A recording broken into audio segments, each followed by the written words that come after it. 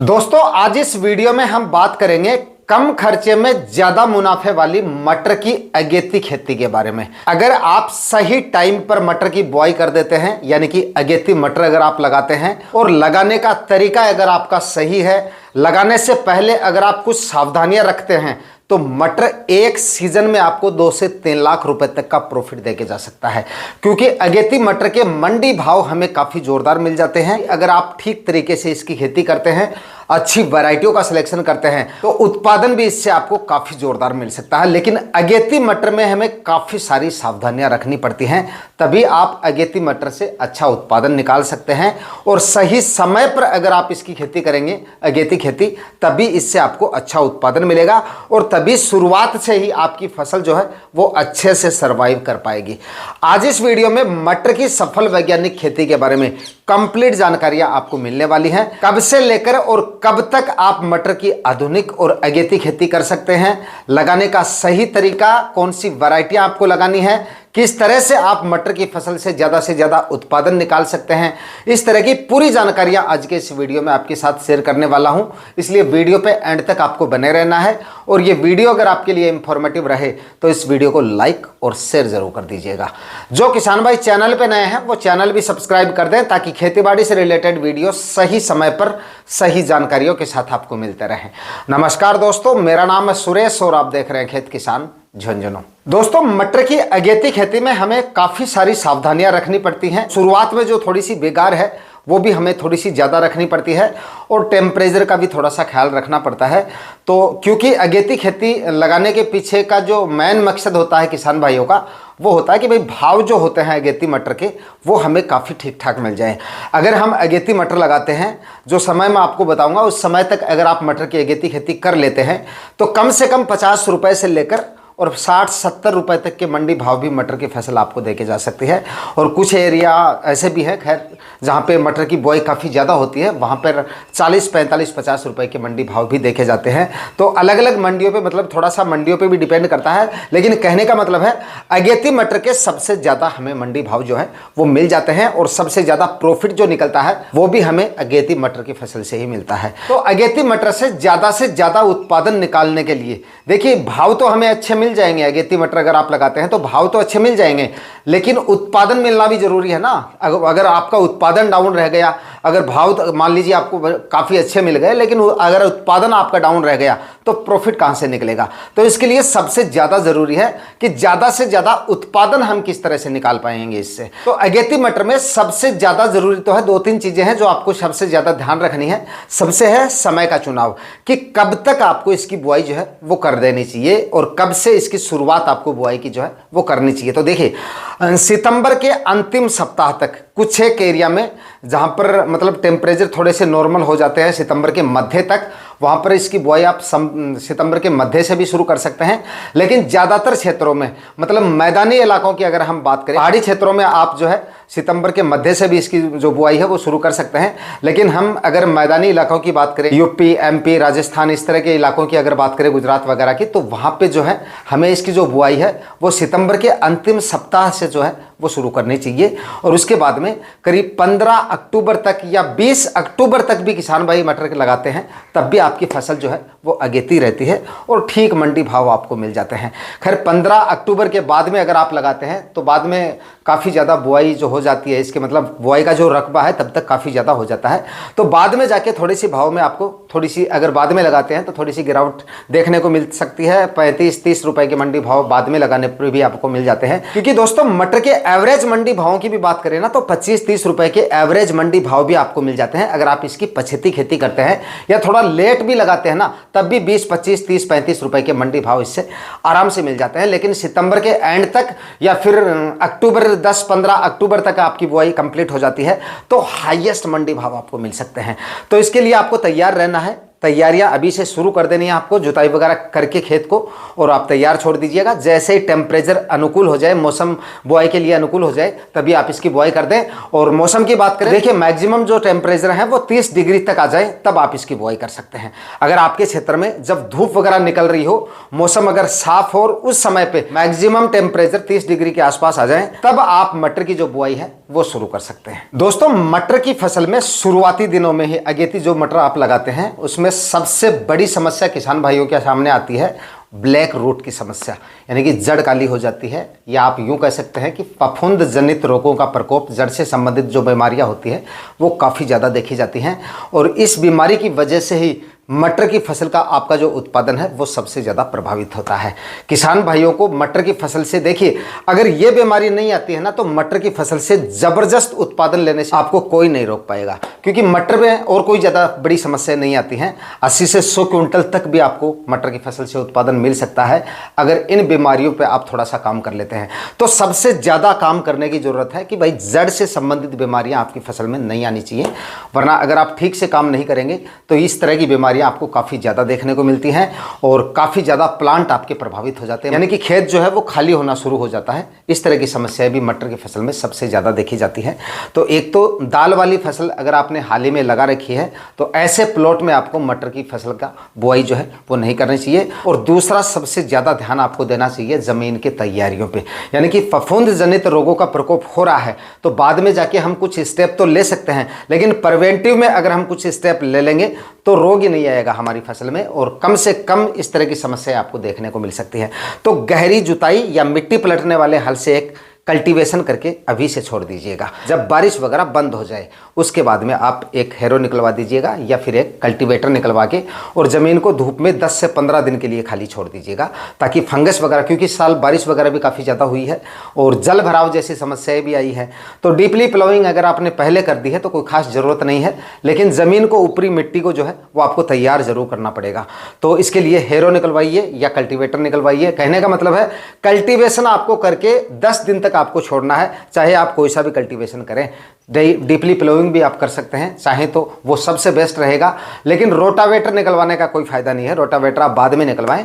ज़मीन तैयार करने के मकसद से या आप ज़मीन को स्वस्थ करने के चक्कर से अगर आप कल्टीवेशन कर रहे हैं तो उसमें रोटावेटर का कोई फायदा नहीं है। तो एक कल्टीवेशन निकलवा के ज़मीन को खाली छोड़ दें ताकि ज़मीन में पड़ी फंगस वगैरह जो है वो अच्छे से ख़त्म हो जाए। उसके बाद में आप जब मटर लगाने का समय आए उस समय पर एक कल्टीवेशन आप कल्टीवेटर से कर दीजिएगा।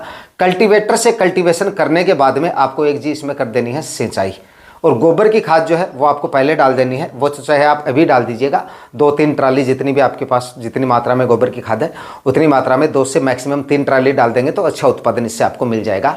सड़ी हुई गोबर की खाद होनी चाहिए, कच्चा गोबर भूल के भी आपको नहीं डालना है, क्योंकि जड़ से संबंधित बीमारियों की जिनकी हम बात कर रहे हैं उनमें से एक कारण ये भी होता है कि अगर आप कच्चा गोबर डाल देते हैं वो भी आपकी मटर की फसल को काफ़ी ज़्यादा प्रभावित कर देता है। अगर जहाँ पे कच्चा गोबर आपने डाल दिया वहाँ पर एक भी प्लांट आपका नहीं बचेगा, खाली हो जाएगी जगह वहाँ से। तो कच्चा गोबर बिल्कुल भी आपको नहीं डालना है, पहले गोबर की खाद डाल दीजिएगा, उसके बाद कल्टीवेशन शुरू करें और उसके बाद में जब लगाने का समय आए तब एक जो है वो पलेवा कर दीजिएगा। अगर बारिश वगैरह हुई है, मिट्टी में पर्याप्त नमी है तब तो कोई बात नहीं है, अदरवाइज एक पलेवा करना है। और पलेवा करने के बाद में इसमें आपको डालने हैं जी रासायनिक खाद उर्वरक, और 3-4 दिन के लिए ज़मीन को खाली छोड़ देना है।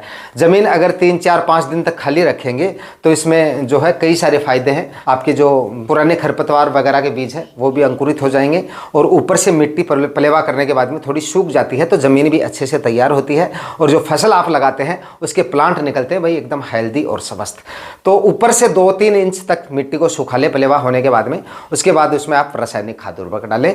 रासायनिक खाद उर्वरकों में क्या डालना है जी, इसमें आपको 50 केजी के आसपास तो लेनी है जी डीएपी खाद। डीएपी नहीं मिलती है तो आप टीएसपी खाद का इस्तेमाल कर सकते हैं। टीएसपी भी काफ़ी अच्छा काम करती है। जितनी मात्रा में डीएपी के बैग में आपको फास्फोरस मिलती है उतनी ही मात्रा में टीएसपी में आपको मिल जाता है, बस नाइट्रोजन इसमें नहीं आती है। इसके लिए हम अलग से इस्तेमाल कर लेंगे। और हाँ, नाइट्रोजन खादों का इस्तेमाल भी आपको सीमित मात्रा में ही करना होता है, इसलिए इसमें ज़्यादा ज़रूरत भी नहीं है। मटर एक ऐसी फसल है जिसमें नाइट्रोजन खादों का इस्तेमाल सीमित या कम से कम आपको करना चाहिए। दूसरा डालना है जी इसमें आपको muriate of potash. Muriate of potash आप डाल सकते हैं जी 30 से 35 kg प्रति एकड़ के हिसाब से। और यूरिया खाद अगर आपके प्लॉट में ज़रूरत है तो आप डालें, अदरवाइज गोबर की खाद आपने डाल दी है तो आपको डालने की जरूरत नहीं है। विशेष जरूरत लगती है तो 10 से 15 kg, इससे ज़्यादा जो यूरिया खाद है वो आपको नहीं डालनी है। 10-15 मैक्सिमम 20 kg डाल दीजिए, वो भी ज़रूरत है तो, अदरवाइज नहीं डालनी है। 500 ग्राम फंगीसाइड जरूर डाल दीजिए, क्योंकि मैंने आपको शुरू में बता दिया कि भाई जड़ से संबंधित बीमारियां इसमें आती हैं, और जड़ से संबंधित बीमारियां आती हैं तो आपको फंगीसाइड जरूर इस्तेमाल करना चाहिए। कार्बनडाजिम 50%।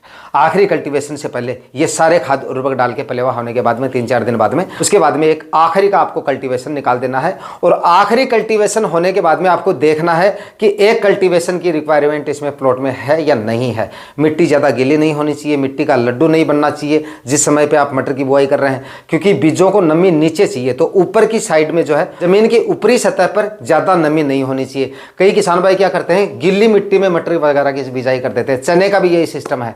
जो बुआई का तरीका मैं आपको मटर का बता रहा हूँ वही सिस्टम आपकी चने की बुआई का है। तो इस तरह की फसलों को अगर आप ज़्यादा गिल्ली मिट्टी में बुआई कर देते हैं तो जब प्लांट निकलेंगे ना आपके इन फसलों के, तब तो आपको बहुत देखकर आनंद आएगा, अच्छे लगेंगे, मतलब यार कितने सुंदर प्लांट निकले हैं। लेकिन धीरे धीरे वो फिर मतलब उनका कलर ही चेंज हो जाएगा और उसके बाद में वो प्लांट धीरे धीरे खराब होने लगते हैं। गिल्ली मिट्टी से, एकदम गिल्ली मिट्टी से प्लांट बाहर नहीं निकलना चाहिए, या ज़मीन की जो ऊपरी सतह है वो ज़्यादा गिल्ली नहीं होनी चाहिए। 2-3 इंच तक मिट्टी एकदम भुरभुरी हो जानी चाहिए, लड्डू नहीं बनना चाहिए। उसके बाद आपको मटर के बीजों की बुआई जो है वो कर देनी है। अच्छी वैरायटियों की बात करें तो भाई सबसे बेस्ट वैरायटी है एडवांटा की GS10 वैरायटी, यूपीएल की भी कह सकते हैं आप। इस वैरायटी का आप सिलेक्शन कर सकते हैं। काफ़ी अच्छी और काफ़ी शानदार वैरायटी है। इससे उत्पादन आपको जो है वो काफ़ी जोरदार मिलेगा और उत्पादन की जो क्वालिटी है वो भी काफ़ी जोरदार मिलेगी। लेकिन इस वैरायटी को लगाने का सही समय है अक्टूबर का पहला सप्ताह या फिर सितंबर के अंतिम सप्ताह तक भी आप इस वैरायटी को लगा सकते हैं और अच्छा उत्पादन मटर की फसल से ले सकते हैं। इसके बाद जी मटर की फसल से अच्छा उत्पादन लेने के लिए सबसे ज़्यादा ध्यान रखना पड़ता है किसान भाइयों को सिंचाई का। मटर की फसल में सिंचाई भी काफ़ी अहम रोल अदा करती है आपके अच्छे उत्पादन के लिए। काफ़ी किसान भाई क्या करते हैं, अच्छी वैरायटियों का सिलेक्शन भी कर लेते हैं, बीज का मतलब चुनाव जो है वो काफ़ी महंगा और अच्छा बीज खरीदते हैं, खाद उर्वरक अच्छी मात्रा में डालते हैं, ज़मीन भी अच्छी ज़मीन का आपने चयन किया है और अच्छे से खाद उर्वरक भी मतलब आपने काफ़ी अच्छी मात्रा में डाले हैं। उगने के बाद में सिंचाई में गलती कर देते हैं और अच्छी खासी फसल को जो है वो प्रभावित कर देते हैं। पहली सिंचाई में आपको जल्दबाजी कभी नहीं करनी है इस तरह की फसलों में। साथ ही मैं आपको चने की खेती के बारे में जानकारी दे रहा हूं ताकि आपको चने लगाने का टाइम भी जो है आगे आ रहा है, तो यही चने का नियम है। तो आपको इसमें पहली सिंचाई में जो है बिल्कुल भी जल्दबाजी नहीं करनी है। अगर आप जितना जल्दी सिंचाई करेंगे उतना ही आप इसमें बीमारियों को न्योता देने वाले हैं। इसलिए कम से कम 15 से 20 दिन का समय आप निकालें अंकुरण होने के बाद में। अंकुरण होने के बाद में 15 से 20 दिन का जो समय हो जाता है उसके बाद भी आपको सिंचाई में जल्दबाजी नहीं करनी है। ऐसा नहीं है कि 15-20 दिन का समय हो गया और आपने सिंचाई कर दी, तब भी आपको देखना है कि भाई प्लॉट में प्लांट को जो है पानी की आवश्यकता है, तभी आपको सिंचाई करनी है, अदरवाइज और डिले करना है। कहने का मतलब है जितना डिले आप पहली सिंचाई में करेंगे मटर में उतना ही अच्छे रिजल्ट आपको मिलेंगे। तो पहली सिंचाई जो है उसमें काफ़ी ज़्यादा सावधानियां रखने की जरूरत पड़ती है और आपकी पहली सिंचाई जो होती है वही सबसे ज़्यादा डिपेंड करती है आपके मटर के उत्पादन को, क्योंकि अगर आप पहली सिंचाई में जितनी जल्दबाजी करेंगे उतना ही उत्पादन आपका प्रभावित होगा। मेरा पर्सनली ये मानना है, मैं खुद के मतलब अनुभव के हिसाब से आपको बता रहा हूँ। जितना आप सिंचाई में जल्दबाजी करेंगे, ओवर वाटरिंग करेंगे मटर में, उतनी ही रोग बीमारियां आपको देखने को मिलेंगी और फल फूल भी आपको उतने ही कम मिलेंगे। इसलिए पहली सिंचाई मैं आपको बता दिया, इतना समय निकालें और उसके बाद भी जब आपको लगे कि अब सिंचाई करनी चाहिए वरना प्लांट स्ट्रेस में जाने शुरू हो सकते हैं, तभी आपको पहली सिंचाई कर देनी है।